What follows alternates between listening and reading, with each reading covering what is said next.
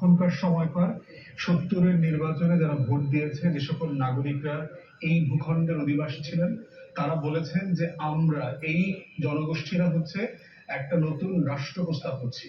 এবং যুদ্ধের মধ্য দিয়ে যখন সেই রাষ্ট্রটা গঠিত হয়েছে, এটার মধ্য দিয়ে যেটা হচ্ছে সেই আকাঙ্ক্ষা, মালিকানার আকাঙ্ক্ষাটা প্রমাণিত হয়েছে। এবং সত্য বলে সাফকাওয়ালা দলিল আকারে আমাদের শত শত হাজার হাজার শহীদদের রক্ত দিয়ে যে দলিলটা লেখা হয়েছিল, সেটার মধ্য দিয়ে এই মালিকানার ইতিহাস চূড়ান্ত হয়ে গেছে। দ্বিতীয় যেটা এই স্বাধীনতার ঘোষণাপত্রে উপকরণ আকারে ছিল, সেটা হচ্ছে আমার এই নতুন যে আকাঙ্ক্ষার রাষ্ট্রটা, এই রাষ্ট্রটা চলবে কিভাবে, কিসের ভিত্তিতে এটা গভর্ন হবে। আমার পূর্বপুরুষরা তো একটা রাষ্ট্র বানিয়েছিল 47-এ, তাহলে সেই রাষ্ট্রটা কেন আমি ভেঙে দিলাম?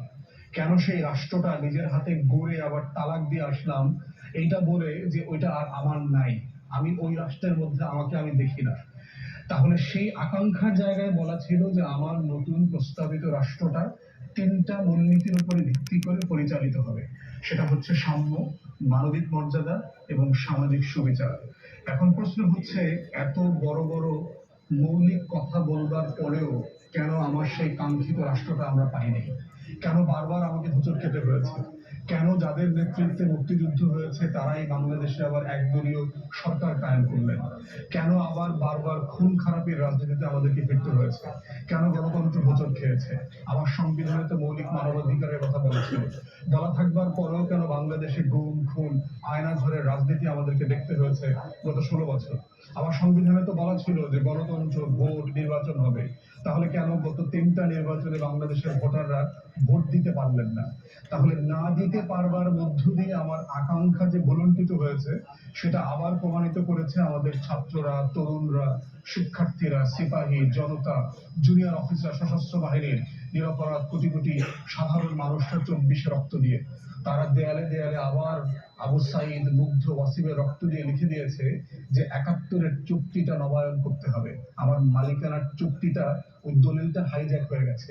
ওইটা আওয়ামী ফ্যাসিবাদীরা জালিয়াতি করে একটা নতুন দলিল বানিয়ে ভারতের কাছে এই রাষ্ট্রটাকে বিক্রি করে দিয়েছিল। 24-এর তরুণরা সেই বিকৃত জাল জালিয়াতের রাষ্ট্রটাকে আবার নিজের মালিকানায় নিয়ে আসছে। এই মালিকানার প্রশ্নটাই হচ্ছে এবি পার্টির আগামী প্রজন্মের রাজনীতি। অতএব এই মালিকানার প্রশ্ন এবং রাষ্ট্র কিভাবে পরিচালিত হবে, সেবা এবং সমস্যা সমাধানের মাধ্যমে রাষ্ট্রের নাগরিকদেরকে সাম্য ফিরাইয়া দেওয়া, মানবিক মর্যাদা ফিরাইয়া দেওয়া, ইনসাফ ফিরাইয়া দেওয়া, এই ফিরাইয়া দেওয়াটার রাজনীতি হচ্ছে দ্বিতীয় প্রজন্মের রাজনীতি। এবং এবি পার্টি সেই রাজনীতিতে নেতৃত্ব দিচ্ছে। বিগত 5 বছরে আমাদের জন্য